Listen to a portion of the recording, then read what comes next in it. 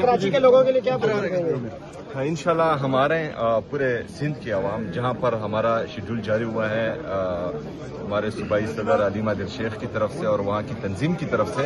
تو تمام جتنے بھی ہمارے وہاں پر کارکنان ہیں، عوام ہیں سندھ کی، آپ لوگوں نے ان سب پروگرامات میں شرکت کرنی ہے، اور اتوار کے دن جو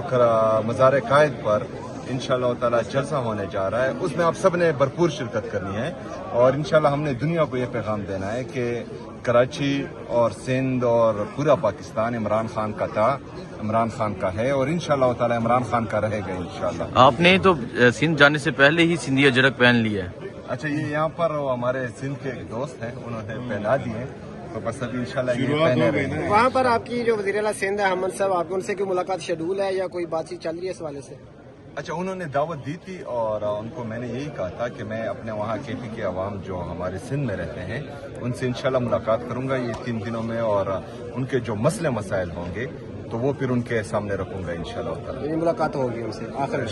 ہو سکتا ہے انشاءاللہ۔ سو ابھی آپ دیکھ سکتے ہیں وزیر اعلیٰ خیبر پختونخوا سہیل افریدی صاحب جو ہیں وہ اس ٹائم کراچی ایئرپورٹ پہ موجود ہیں، ان کے ساتھ ان کے تمام جو ایم پی ایز ہیں وہ بھی موجود ہیں۔ سو یہ اس ٹائم آپ دیکھ سکتے ہیں یہ